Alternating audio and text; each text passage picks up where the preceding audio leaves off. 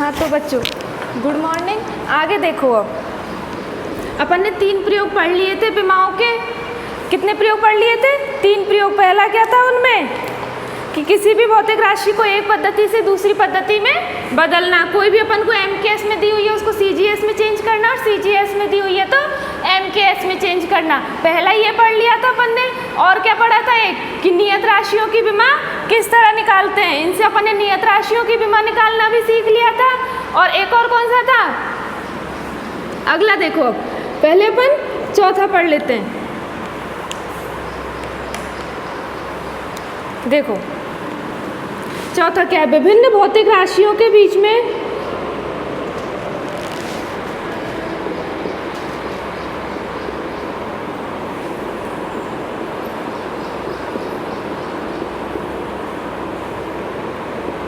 विभिन्न भौतिक राशियों के बीच में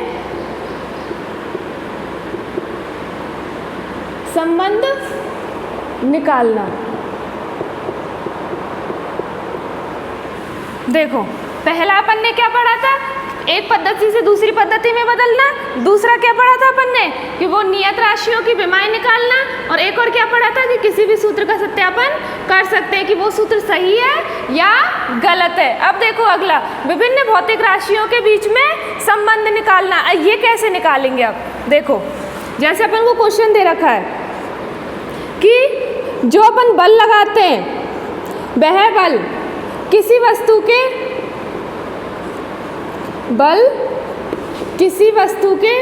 जिस वस्तु पर अपन बल लगा रहे हैं वही बल किसी वस्तु के, या फिर ऐसे लिख सकते हैं, किसी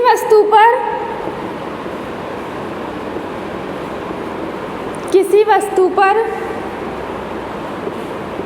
लगाया जाने वाला बल, किसी वस्तु पर लगाया जाने वाला बल उसके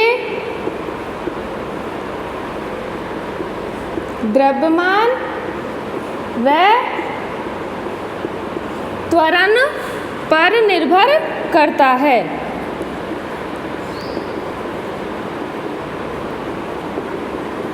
किसी वस्तु पर लगाया जाने वाला बल उसके द्रव्यमान तथा त्वरण पर निर्भर करता है। तो अपन को क्या निकालना है?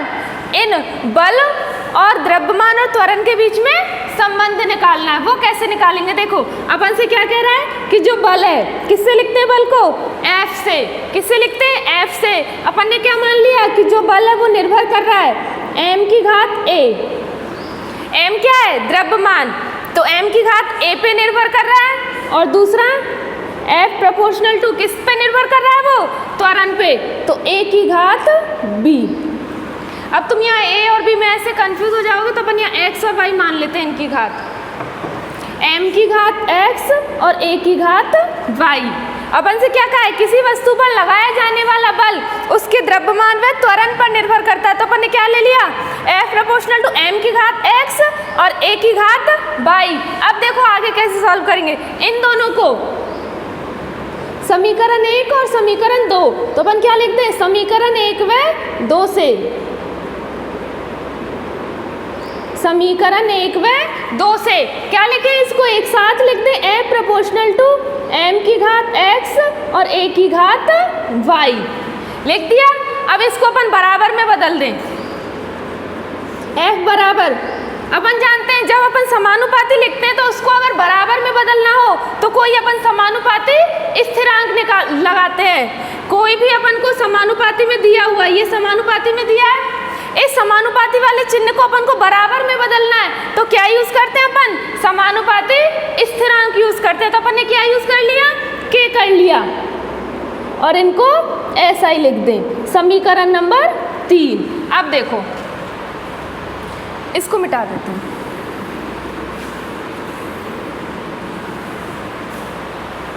देखो F की विमा क्या होती है? अब अपन इनकी विमाएं लिखेंगे। F की विमा क्या होती है? m1 l1 t-2। यही होती है F की विमा। बराबर k कांस्टेंट है, m द्रव्यमान की क्या होती है? m। तो m की घात x क्या हो जाएगा? m की घात x। a क्या है? त्वरण। त्वरण m की विमा क्या होती है? L1t माइनस 2, इसकी घात कितनी है? y। अब देखो इधर इसको तो ऐसे ही लिखा रहने दे, m1 L1t माइनस 2 बराबर k, m की घात x, l की घात कितनी हो जाएगी? 1 को y से गुना करेंगे तो y, और t की घात माइनस के 2y। ये चीज समझ में आई? जैसे अपन की कोई x है उसकी घात a है और ऊपर भी है, तो इन दोनों घातों को क्या कर देते हैं अपन? गुना कर देते हैं। इसी तरह ये क्या हो जाएंगी? 1 है तो यहाँ y से गुना हो जाएगी, माइनस को 2 है तो ये भी y से गुना हो जाएगी। अब देखो, अब अपन तुलना करते हैं दोनों पक्षों की। दोनों पक्षों की तुलना करने पर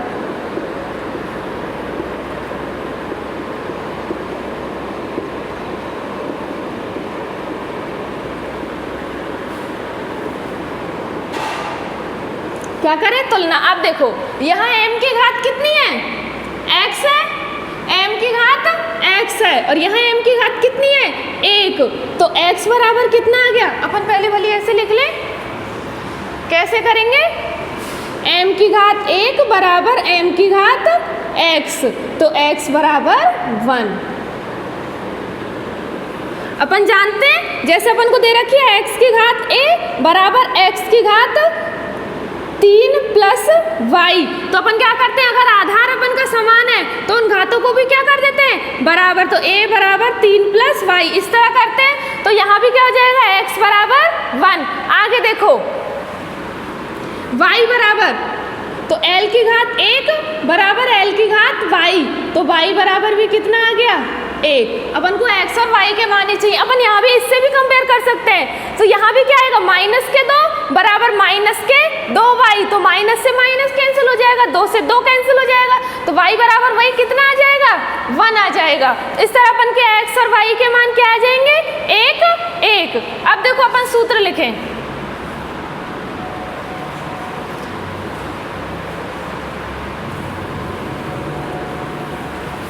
क्या हो जाएगा? समीकरण 3 से मान रखें अपन, तो f बराबर k, m की घात 1 और a की घात 1, f बराबर, अब इस k को अपन हटा दें क्योंकि अपन जानते हैं f बराबर क्या होता है? m a। f बराबर क्या होता है? m a, तो अपन इस k को नहीं लगाएंगे अब यहाँ, ये इसकी एक कमी होती है, ये मैं तुम्हें बाद में बता दूंगी। यहाँ तक आ गया? तो ये सूत्र अपन पढ़ते हैं।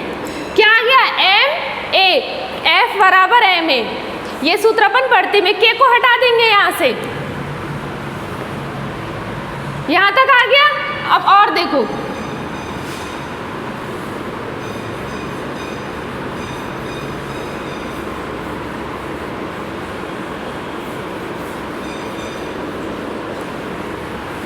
अगला देखो, एक अपन को दे रखा है क्वेश्चन कि जो अपन की वृत्ताकार गति होती है उसमें अभिकेंद्रीय बल होता है। तो अपन लिख दें जो बल है वो वस्तु के द्रव्यमान बल, वस्तु के द्रव्यमान, वेग और जो वृत्ताकार पथ की त्रिज्या है, वृत्ताकार पथ की त्रिज्या पर निर्भर करता है, निर्भर करता है। अब इसमें निकालना है। देखो एक वृत्ताकार गति होती है, जैसे ये वृत्ताकार गति है, इसमें केंद्र की तरफ एक बल लगता है, केंद्र की तरफ बल लगता है, उसे अपन क्या बोलते हैं? अभिकेंद्रीय बल। क्या बोलते हैं? अभिकेंद्रीय। तुम्हारे आगे चैप्टर में आएंगे तब वहाँ अपन डिटेल में पढ़ लेंगे, अभी अपन को इतना ही ध्यान रखना है बस। वृत्ताकार गति होती है उसमें एक अभिकेंद्रीय बल लगता है। अब देखो क्या कहा अपन से कि जो बल है वो वस्तु के द्रव्यमान पे निर्भर कर रहा है, वेग पे निर्भर कर रहा है, वृत्ताकार पथ की त्रिज्या पर निर्भर कर रहा है। अब देखो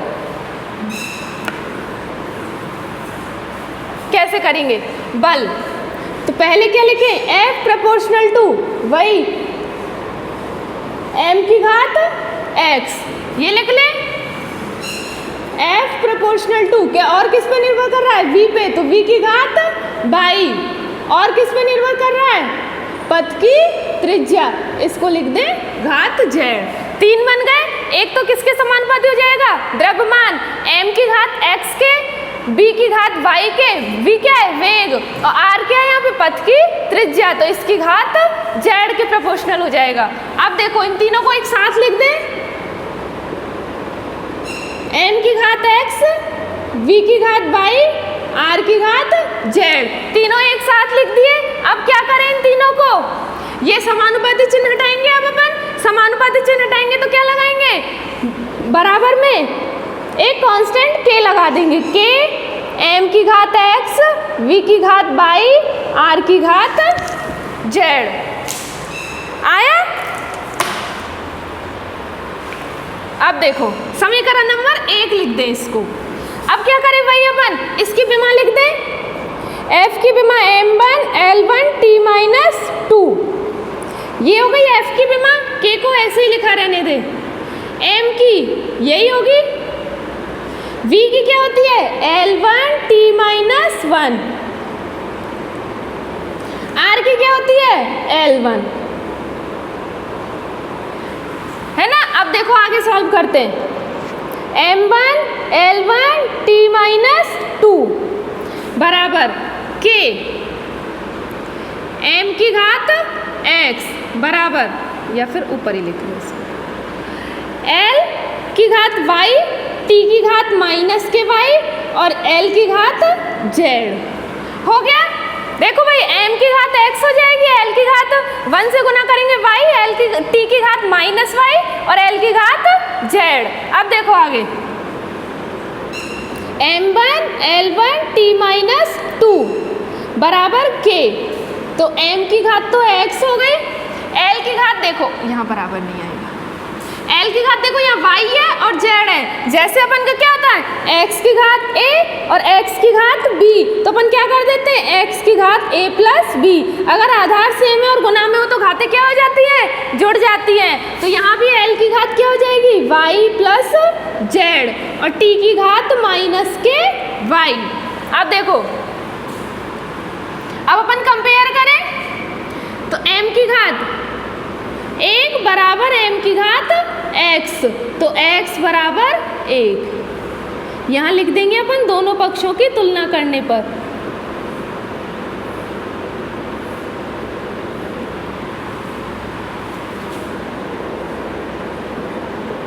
दोनों पक्षों की तुलना करने पर, ठीक है। ये हो गया यहाँ तक, x बराबर 1। अब अपन इसकी करें तो l की घात 1 बराबर l की घात y प्लस z, तो यहाँ से y प्लस z बराबर कितना आ जाएगा? 1, ठीक है। अब आगे देखो, t की घात माइनस के 2 और t की घात y है, तो t की घात माइनस के 2 बराबर t की घात माइनस के y, तो यहाँ से माइनस के 2 बराबर माइनस के y, तो y बराबर 2, ये आ जाएगा। अब यहाँ पे वैल्यू रख दो, y की वैल्यू रख दें अपन कितनी? 2 प्लस z बराबर 1, तो z बराबर 1 माइनस 2, तो z बराबर माइनस के 1। एक बार फिर देख लो, अपन से क्या कहा था? किस वृत्ताकार गति है उसमें जो बल लग रहा है अभिकेंद्रीय बल, वो किस पे निर्भर कर रहा है? वस्तु के द्रव्यमान पे निर्भर कर रहा है, वस्तु के वेग पे निर्भर कर रहा है, और जो वृत्ताकार पथ है उसकी त्रिज्या पे निर्भर कर रहा है। तो अपन ने ऐसे ही लिख लिया, F प्रोपोर्शनल टू m की घात x, क्योंकि m पे निर्भर कर रहा है, अपन ने मान लिया m की घात x, v की घात y और r की घात z। तीनों को एक साथ लिख दिया, फिर अपन ने एक समानुपाती चिन्ह को हटाया, बराबर में लिख दिया और एक कांस्टेंट, एक स्थिरांक लगा दिया k। इसको क्या बोलते हैं? समानुपाती स्थिरांक। अब देखो f की विमा लिख दी, क्या होती है? m1 l1 t minus 2। k की लिख दी, k की विमा होगी नहीं क्योंकि ये कांस्टेंट है, अभी इसको अपन, ये कमी होती है इसकी। m की घात x, v की घात y और r की घात z है, तो m की विमा m हो गई, v की l1 t माइनस 1 ये हो जाएगी, और r की कितनी हो जाएगी? l की घात 1। इनकी पावर लगा दी ऊपर, x y और z। अब देखो m की घात x तो ऐसे लिखी रहेगी, फिर l की घात 1 को y से गुना कर देंगे y आ जाएगा, -1 को y से करेंगे तो माइनस का y आ जाएगा, और l की घात 1 × z करेंगे तो z आ जाएगा। अब अपन ने क्या कर दिया, m की घात x तो ऐसे ही है, l की घात y और l की घात z, तो जब सेम आधार होते हैं अपन के और गुना हो रहे होते हैं तो घातें जुड़ जाती हैं, तो ऐसे l की घात y प्लस z हो जाएगा और t की घात माइनस के y। अब क्या करते हैं अपन, दोनों पक्षों की तुलना करेंगे, तो m की घात 1 और m की घात x, तो x बराबर तो कितना आ गया, 1 आ गया, l की घात y प्लस z और l की घात 1, तो l की घात 1 बराबर l की घात y प्लस z करेंगे तो यहाँ से y प्लस z बराबर 1 आ जाएगा। अब अपन को यहाँ पे y का मान नहीं पता, z का भी नहीं पता, इसलिए अपन क्या करते हैं, पहले इन दोनों को और कर लेते हैं, तो t की घात -2 बराबर t की घात -y, तो -2 बराबर -y, y बराबर 2 आ गया। अब देखो यहाँ पे y प्लस z है ना, तो z की वैल्यू कितनी, y की वैल्यू आई है 2, तो अपन ने y की वैल्यू 2 रख दी, 2 प्लस z बराबर 1, तो z बराबर 1 - 2 कितना हो जाएगा, -1। अब देखो फॉर्मूला क्या बनेगा अपन का,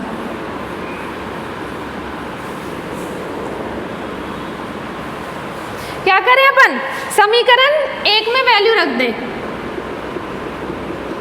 समीकरण 1 में मान रखने पर रखो f बराबर k, m की घात 1, y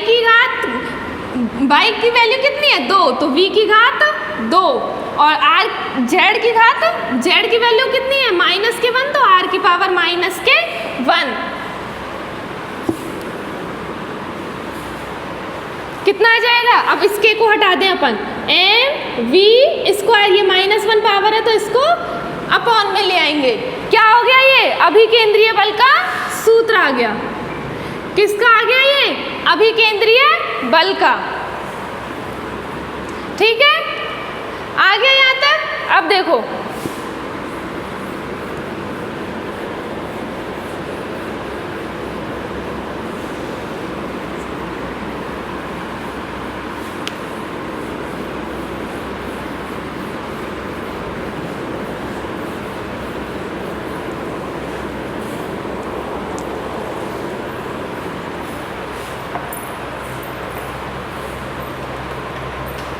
आगे देखो, एक और कर लेते हैं,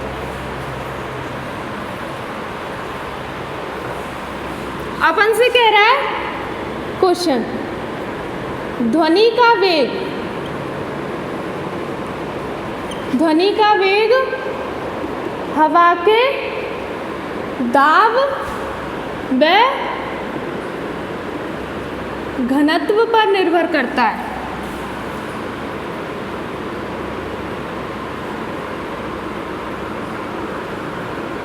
क्या कह रहा है, ध्वनि का वेग है वो हवा के दाब पर और हवा के घनत्व पर निर्भर करता है।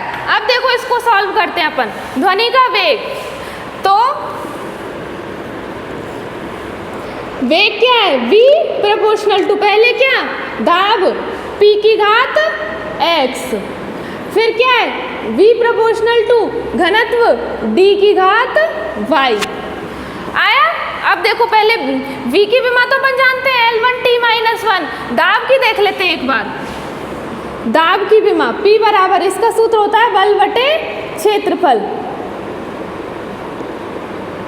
क्या होता है, बल बटे क्षेत्रफल, बल की क्या हो जाएगी m1 L1t-2 अपॉन क्षेत्रफल की L स्क्वायर, यही होगा, तो इसकी विमा क्या आ जाएगी, m1, ये घात 1 है, ये ऊपर जाएगी -2 हो जाएगी, तो l की घात -1, t की घात -2, तो दाब की तो कितनी आ गई, m1 L-1t-2। अब किसकी निकाले, घनत्व की, d, घनत्व क्या होता है, द्रव्यमान बटे आयतन,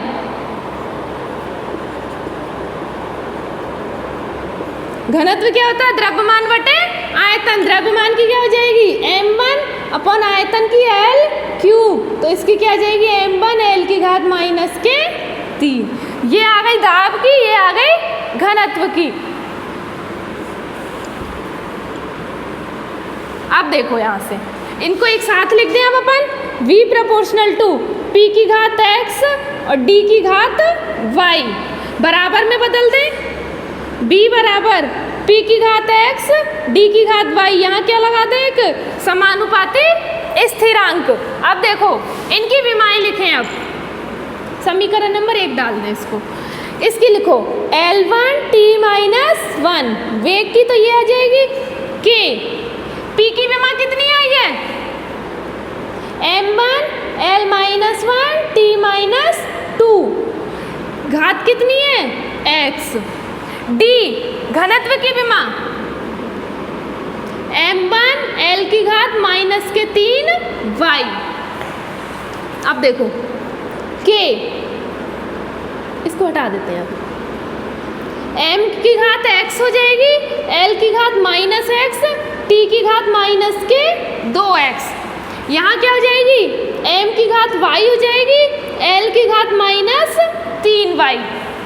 देखो m की घात x हो जाएगी, x से गुना होके माइनस 1 है यहाँ, तो इससे गुना होके माइनस x हो जाएगी, t की घात माइनस के 2 है तो इससे गुना होके माइनस के 2x हो जाएगी, m की घात y, m की घात l की घात माइनस के 3y। अब देखो आगे,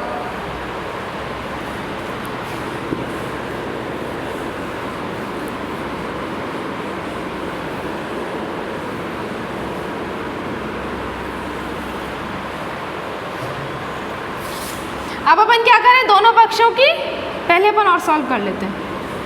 L1 t माइनस 1 बराबर k, देखो m की घात x है और m की घात y है तो दोनों जुड़ जाएंगी, x प्लस y, l की घात माइनस x है, l की घात माइनस के 3y है तो l की घात माइनस के x माइनस के 3y, t की घात कितनी है माइनस के 2x।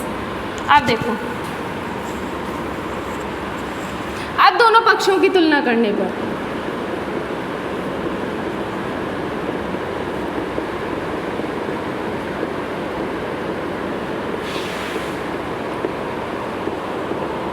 दोनों पक्षों की तुलना करने पर अब देखो आगे, m की कितनी है यहाँ पे, m की घात x प्लस y, यहाँ m की कोई टर्म नहीं है, अगर अपन m की घात 0 लिख दें, इसकी वैल्यू 1 है तो कोई फर्क नहीं पड़ेगा, तो अपन क्या लिखते हैं यहाँ पे m की घात 0, तो x प्लस y बराबर 0, समीकरण नंबर 2। अब देखो आगे, l की घात की तुलना करें, l की घात 1 बराबर l की घात माइनस x माइनस के 3y, तो माइनस x माइनस 3y बराबर 1, समीकरण नंबर 3। अगली देखो, t की घात माइनस के 1 बराबर t की घात माइनस के 2x, इनको बराबर करें, माइनस के 1 बराबर माइनस के 2x, माइनस से माइनस कैंसिल हो जाएगा, x बराबर 1/2, ये आ गया। अब x की वैल्यू चाहो तो तुम इसमें रख लो, चाहो तो इसमें रख लो, किसी में भी रख लो, तो अपन तो इसमें रख लेते हैं, x का मान समीकरण 2 में रखने पर देखो क्या जाएगा, 1/2 प्लस y बराबर 0, तो y बराबर कितना आ गया माइनस के 1/2। अब अपन ये x और y की वैल्यू कहाँ रखते हैं, समीकरण नंबर 1 में, x व y के मान समीकरण 1 में रखने पर, है ना। अब रखें अपन, क्या था वो, क्या पढ़ रहे थे अपन, ध्वनि का वेग, तो b बराबर k, p की घात x थी तो p की घात तो कितनी आ जाएगी 1/2, d की घात y थी तो माइनस के 1/2, k को हटा देंगे तो p की घात 1/2 अपॉन d की घात 1/2, तो इसको क्या लिख देंगे अपन अंडर रूट में, ये आ जाएगा।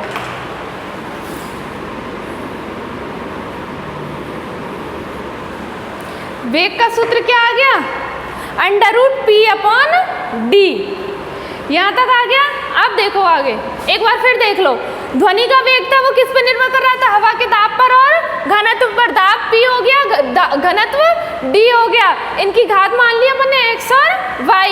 यहाँ देखो फिर अपन ने क्या किया था? इन दोनों की विमा निकाली थी, दाब की और घनत्व की। जो भी विमाएं थी अपन ने क्या कर दिया? उनका मान रख दिया था वहाँ पे। उनको फिर एक जो आधार सेम थे उनकी घातों को जोड़ के फिर अपन का क्या आ गया? ये वाली टर्म आ गई। फिर अपन ने क्या कर दिया? दोनों पक्षों की तुलना कर दी। तो यहाँ देखिए m की घात x प्लस वाई, लेकिन यहाँ कुछ नहीं है। चाहो तो अपन इसको ऐसे लिख सकते हैं, ऐसे लिख सकते हैं, m की घात 0 L1 t माइनस 1, इस तरह लिख सकते हैं, है ना। अब देखो तो m की घात 0, यहाँ से x प्लस वाई बराबर कितना आ जाएगा? 0। यहाँ से तुलना करेंगे माइनस का x माइनस के 3y बराबर यहाँ कितना है? 1। और यहाँ t की घात माइनस के 2 बराबर t की घात माइनस के 2x, t की घात माइनस का 1 बराबर t की घात माइनस 2x। तो यहाँ से x की वैल्यू कितनी आ जाएगी? 1/2। अब देखो यहाँ x का मान रख दिया अपन ने, तुम चाहे इसमें रख लो इसमें रख लो, आंसर सेम आएगा। तो अपन ने इसमें रख लिया तो y बराबर कितना आ गया? माइनस के 1/2। ये दोनों मान अपन ने रख दिए तो ये सूत्र आ गया अपन का। ठीक है यहाँ तक? तो ये अपन के 4 प्रयोग हो गए विमाओं के। कितने हो गए? 4 प्रयोग हो गए। पहला कौन सा था? क्या था पहला? इनकी सहायता से अपन क्या कर सकते हैं? किसी भी भौतिक राशि को एक पद्धति से दूसरी पद्धति में बदल सकते हैं। पहला प्रयोग क्या था? विमाओं की सहायता से अपन किसी एक भौतिक राशि को एक पद्धति से दूसरी पद्धति में बदल सकते हैं। दूसरा क्या किया था? सूत्र का सत्यापन कर सकते हैं। क्या कर सकते हैं? सूत्र का सत्यापन कर सकते हैं। तीसरा क्या था? नियत राशियां जो होती है उनकी विमाएं निकाल सकते हैं। क्या कर सकते हैं? नियत राशियों की विमाएं। और चौथा भी पढ़ लिया, विभिन्न भौतिक राशियों के बीच में संबंध भी निकाल सकते हैं। अब एक क्वेश्चन है वो तुम कर लेना। देखो क्वेश्चन, सरल लोलक का आवर्तकाल। आवर्तकाल जानते हैं अपन, समय ही होता है। सरल लोलक का आवर्तकाल जो होता है वो लंबाई, धागे की लंबाई पर वह गुरुत्वीय त्वरण पर निर्भर करता है। गुरुत्वीय त्वरण पर निर्भर करता है। ये तुम्हें करना है। सरल लोलक का आवर्तकाल, धागे की लंबाई वह गुरुत्वीय त्वरण पर निर्भर करता है। ठीक है, कर लोगे?